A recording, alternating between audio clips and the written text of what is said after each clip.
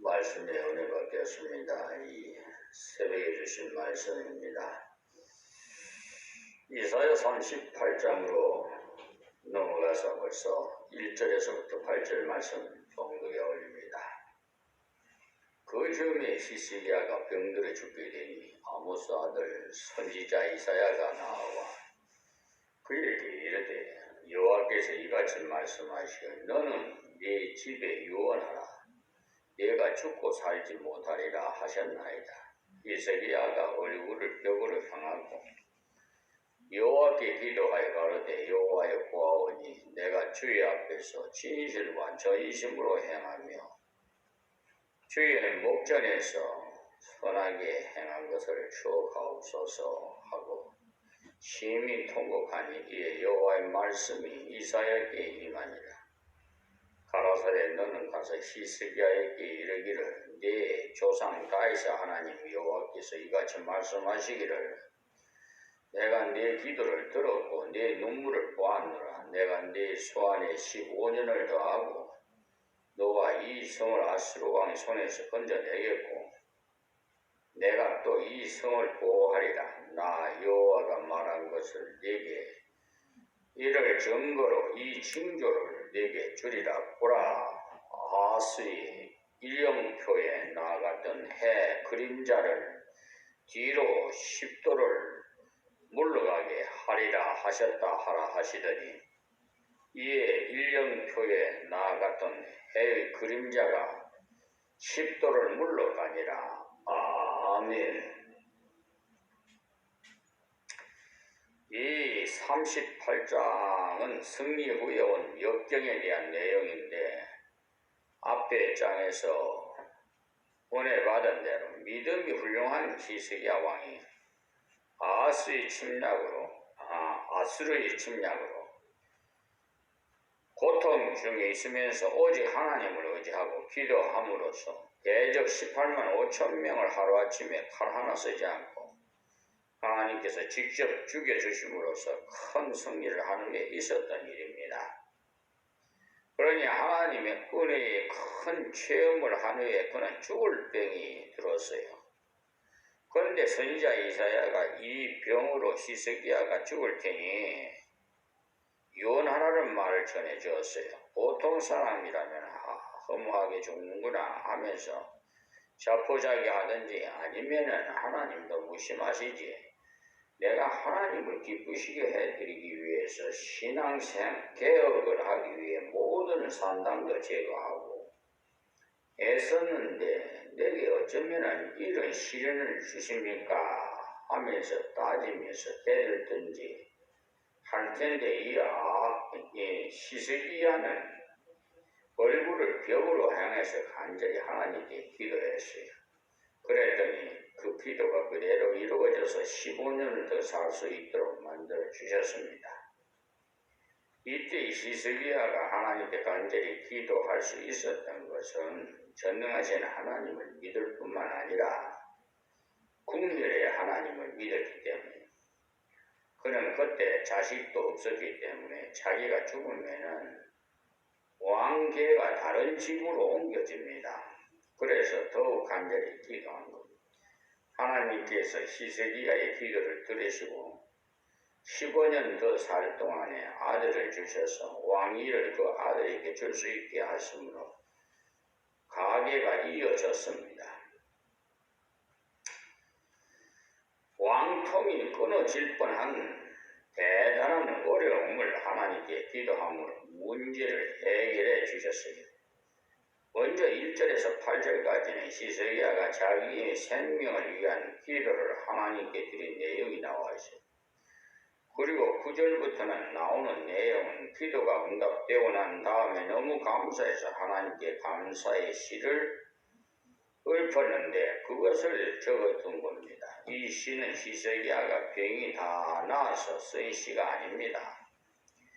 뒷부분을 읽어보시면 알 수 있습니다만 노래를 다 부르고 나니까 이사야가 와서 한 뭉치의 무화과를 종초에 붙이면 낫겠다고 했고 히스기야도 내가 이제 하나님의 전에 올라가리라고 담대히 믿음을 드러내서 하나님께 영광을 돌렸어요.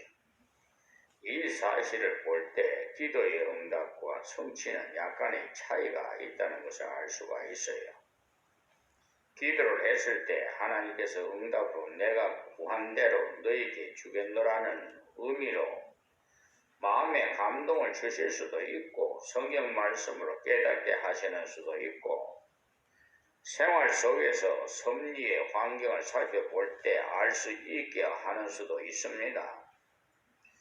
그러나 그것이 성취되는 것은 믿음으로 걸어갈 때 성취되는 거예요.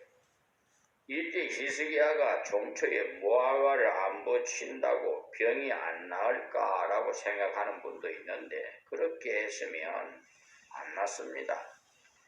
왜냐하면 하나님께서 그것을 종초에 붓게 낫게 하시도록 말씀하셨기 때문에 무화과를 붙이는 순종을 통해서 성취가 된 겁니다.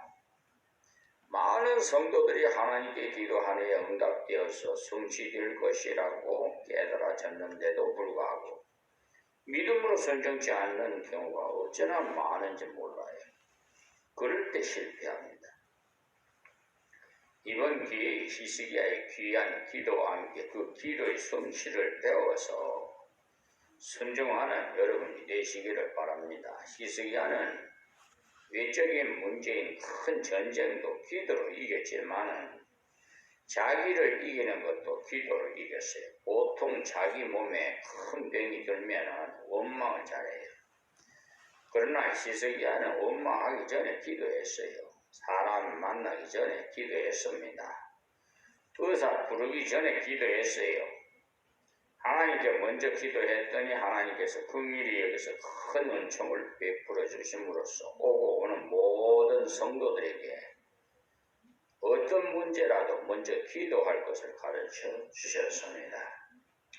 1절 말씀에 그 점에 히스기야가 병들어 죽게 되니 아모스의 아들 선지자 이사야가 나와 그에게 이르되 여호와께서 이같이 말씀하시기를 너는 네 집이 유언하라 네가 죽고 살지 못하리라 하셨나이다.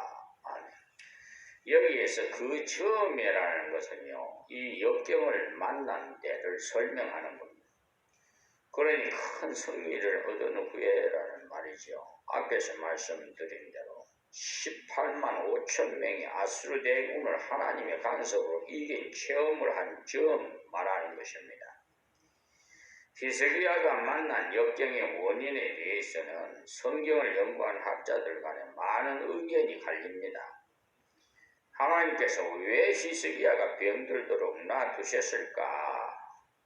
그에 대해서 많은 추측이 있어요. 어떤 학자는 아마 히스기야의 마음이 해이해졌기 때문에 하나님이 깨우치시기 위한 비상수단을 쓰신 것이라고 하기도 하고요. 그럴 가능성도 또 있지요. 어떤 학자는 히스기야가 큰 승리를 하느냐 마음에 약간의 시험이 들어서 교만해지지 않았겠나라고 생각을 하는데 17절에 보시면 그런 내용이 약간 비칩니다. 나의 모든 죄는 주의 등 뒤에 던지셨나이다라고 고백한 것을 보아서 그것을 짐작을 하기도 합니다.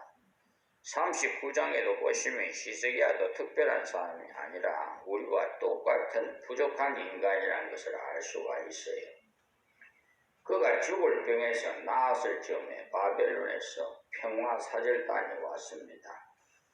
가만히 보면 그들은 두 가지 목적으로 방문해 왔어요.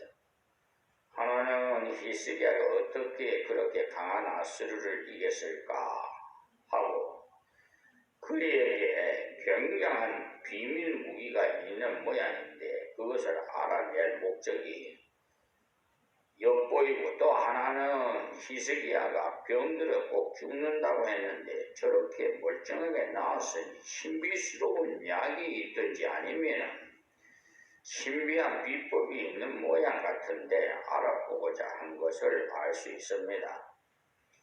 히스기야의 그대의 나라에 신비한 무기가 있는 모양입니다. 그렇지 않고서야 저 군대를 어떻게 하루아침에 이길 수 있겠습니까? 라고요. 우리에게 좀 보여주시지요. 라고 했어요. 그때 하나님 앞에서 바른 대답을 한다면 원천만의 말씀이요. 우리나라엔 그런 신통한 무기는 전혀 없습니다. 다만 하나님께 기도했더니 하나님께서 하루아침에 완전한 승리를 주셨죠라고 해야 할 텐데 히스기야가 그만 우쭐해져가지고 보시려면 보여드리지요 하면서 무기를 넣어둔 창고를 다 열어 보여주고는 또 보물 창고까지 다 열어 보여줬어요. 그것을 본 바벨론 사절단이 고개를 끄덕끄덕거리면서 별것 아닌 것으로 이겼군 하고 이렇게 돌아갔어요. 그 일로 인해서 이스라엘의 보물이 다 바벨론으로 옮겨지게 됩니다. 참 어리석은 짓을 했지요. 하나님을 자랑해야 되는데 하나님은 자랑하지 않고 병거를 보여주고 보물을 보여주면서 거스름을 피우고 말았는데 이런 기록을 볼 때 히스기야도 사람은 사람이었어요. 여러분들도 하나님의 큰 은혜를 받아서 여러 주위의 사람들이 주목할 때 그때를 잘 감당해야 합니다. 당신이 어떻게 그렇게 많은 돈을 벌었어라고 하든지 당신의 건강이 어떻게 회복되었어라고 물었을 때 제가 이런저런 노력을 피나게 했지요 하면서 슬슬 자기 한 것이 나오기 시작하면은 곤란합니다. 그럴 때 마땅히 은혜를 주신 하나님께 감사하면서 하나님께 영광을 돌려드려야 되는데 자기 자랑을 슬슬 하면은 하나님께 간섭을 하시지 그냥 놔두시겠어요? 히스기야의 이런 태도에 대해서 여러 가지 해석들을 합니다. 어떤 분은 히스기야가 큰 승리를 하고 나서 마음이 해이해져서 기도도 제대로 하지 않고 감사한 마음도 식어졌을 때 하나님이 채찍을 때리신 것이라고 봅니다. 이와 같은 비슷한 사실이 있었어요. 실제로 제가 목회를 하는 동안에 실제로 봤으니까요. 어느 30대 중년 된 젊은 부부인데 부인이 자궁암에 걸려서 그 많은 재산을 다 탕진하고 이제는 돈도 없고 이제 뼈하고 피부 껍질밖에 아니라 앙상한 해골 모양으로 말라 있었어요. 그때 어떤 분이 하나님께 가면은 교회 가면은 하나님께서 병도 고쳐주신다고 하던데 한번 교회에 한번 나가보시라고 하더랍니다. 그래서 이 젊은 부부가 교회에 왔어요. 왔는데 설교를 듣던 중에 갑자기 자궁암 암덩어리가 쏟아졌습니다. 그러니까 피바다가 됐지요. 그러고 나서 그 젊은 부인은 그 자궁암을 치료받았어요. 암덩어리가 빠져버렸으니. 그래서 그 바짝 마른 부인이 살이 찌기 시작하고 참 예쁘게 생겼어요. 그런데 너무나 바짝 말라 놓으니까 해골같이 되어 있으니까 보기가 좀 흉해지요.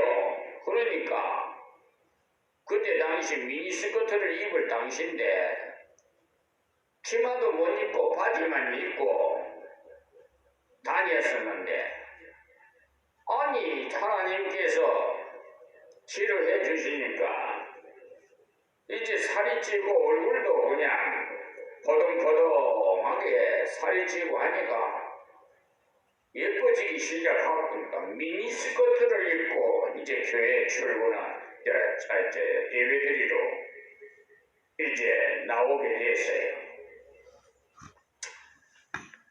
자, 그러면 계속해서 하나님 앞에 감사하면서 그 은혜에 충성해야 될 텐데 이 젊은 부부는 이제 병 나았으니까 회가기 싫다. 그 소리를 제가 들었어요. 그래서 주여 저를 용서해 주소서. 제가 속으로 기도를 했지요. 아니나 다를까 좀 몇 개월이 지나서 좋지 않은 소식이 들려왔어요.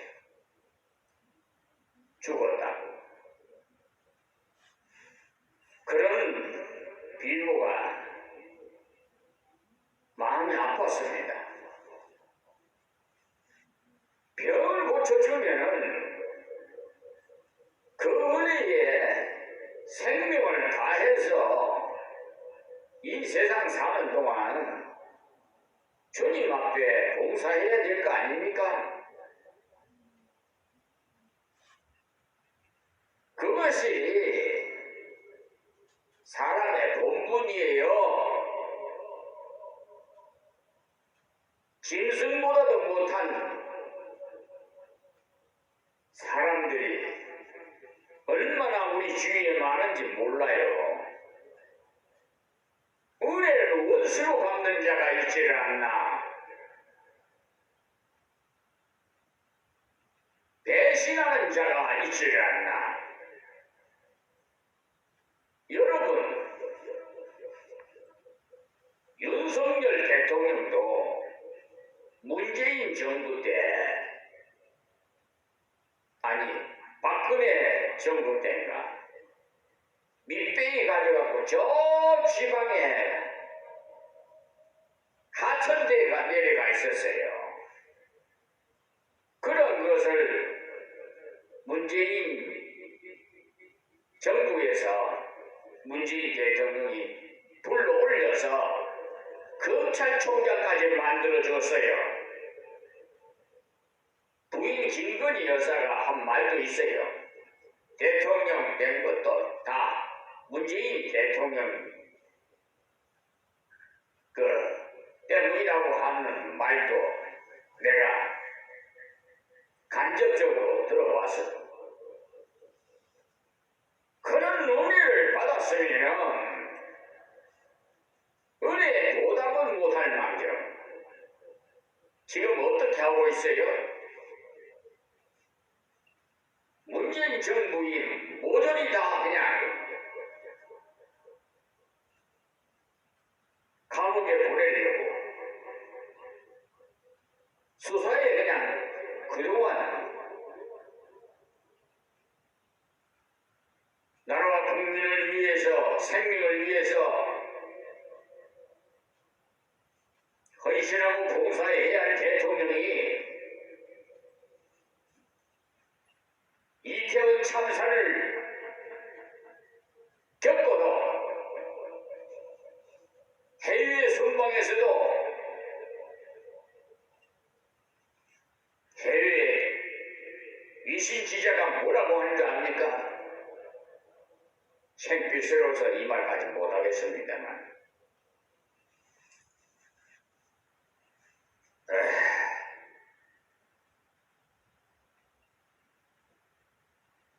하나님 말씀이 행한 대로 뿌린 대로 거둔다고 했어요.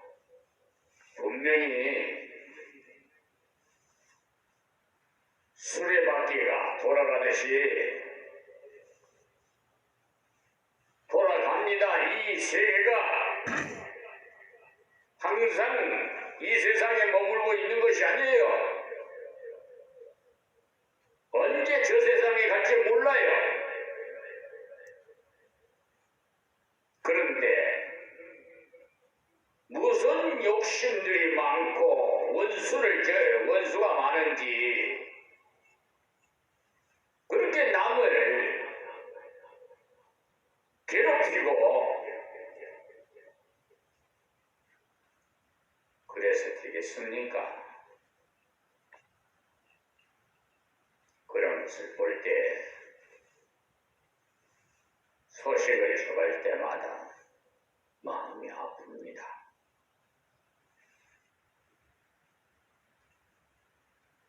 지금 사법부에 완전히 참 불의한 법관들 싹 쓸어버리고 다시 정직하고 성실한 특정직 공무원을 배치해야 돼요. 세상에 소송 소가를 소송 목적으로 산정을 해가지고 부풀려서 소송 담보 비용 제공 명령을 내려서 돈을 퇴치해간 법관들이에요. 정관예우로 그렇게 국민의 마음을 아프게 피를 빨아먹는 자들이 아직도 아주 그냥 건재하고 있다는 사실입니다. 오죽하면 70대 노인이 수년 전에 대법원 그 계단에서 묵매 자살하는 사건도까지 있어서 그 노인 내가 알아요. 법원을 많이 검찰청 법원 많이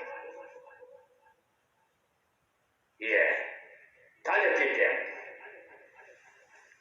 이런 나쁜 사람들 때문에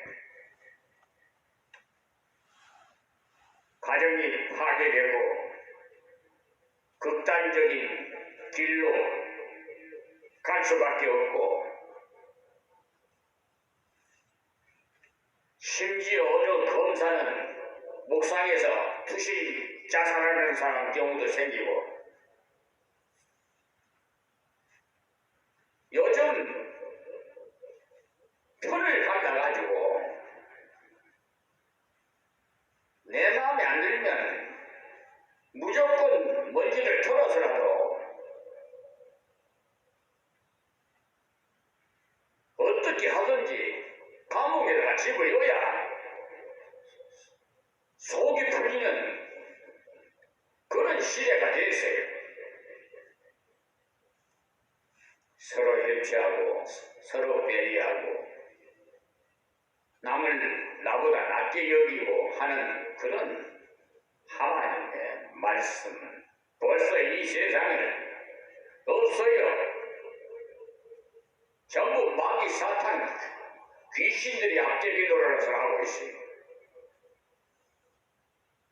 그런 이런 사회예요.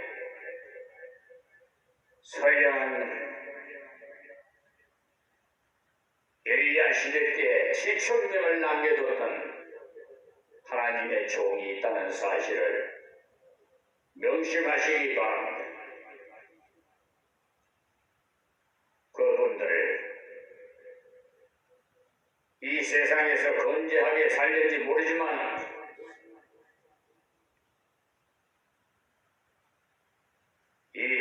수레바퀴 이것이 돌아갑니다. 그 건조에 오래 있지 못합니다.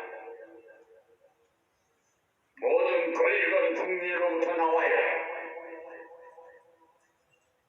그리고 국가는 헌법 103조의 법률과 양심으로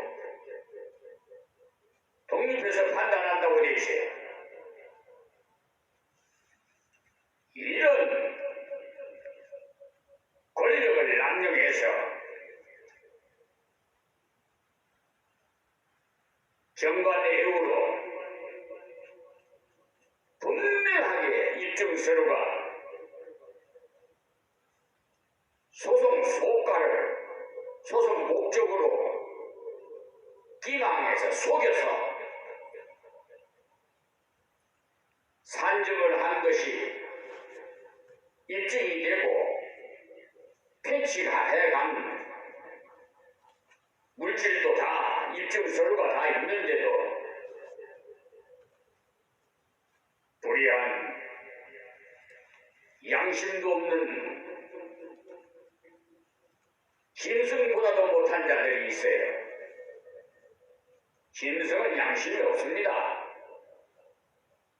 그러나 짐승 중에 개는요, 그래도 주인을 알아봐요. 개보다도 못한 자들이 있어요. 얼마나 하나님이 위대하시는지 오늘 말씀 중에서 제가 봉독해 드렸습니다마는 하나님의 이 살아계시고 역사하신다는 그 징조를 내게 보여주리라고 했어요. 그래서 해를 10도를 뒤로 물러가게 했어요.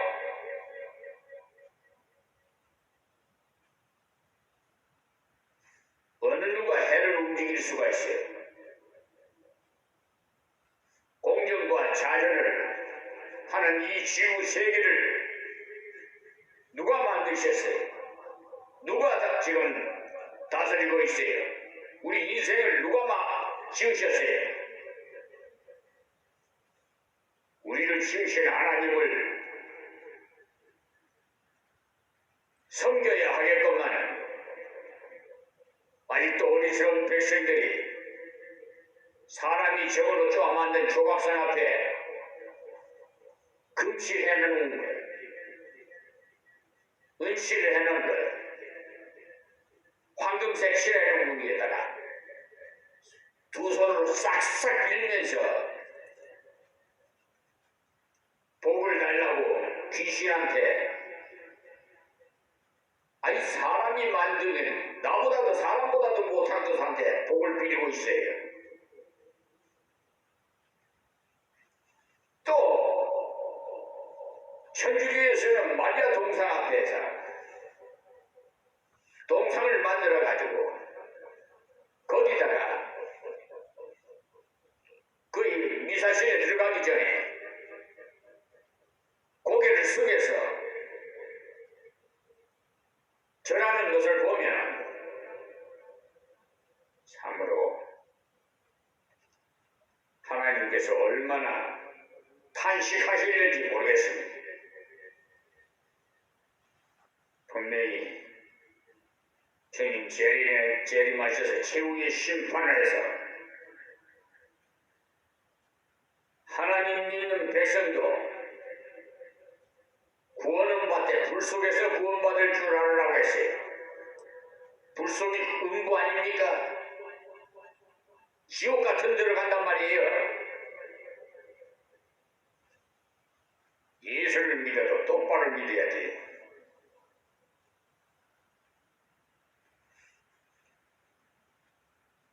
교리를 엉터리로 만들어가지고 성경 66권을 왜곡하러 완전히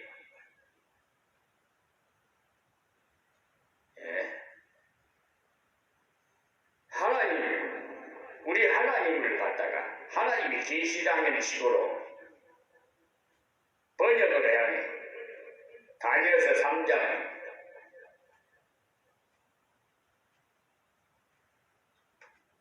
말씀에 분명히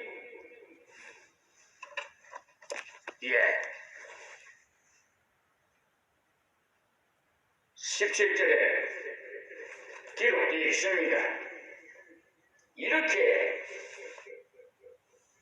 마귀 사탄들이 미혹에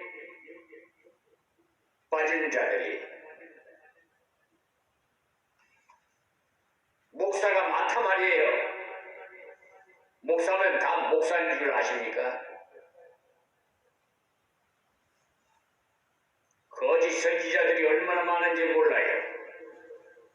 하나님 이름을 빙자해서 그러니 그 밑에 신앙생활 하는 사람들이 다 그 물을 먹고 사니, 그 말씀을 믿고 사니 같이 무더기로 다 갈 거 아닙니까? 그래서 참종을 만난 것이 이 시대는 참으로 복 있는 사람이에요.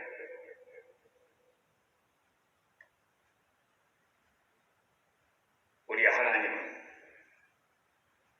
해도 움직여요. 죽을 사람도 살리시고요. 나사로가 죽은 지 사흘이 됐는데도 죽었어요. 냄새가 날 정도로 부패해서 그런데도 살려주셨어요. 그런데 무엇을 못하겠어요?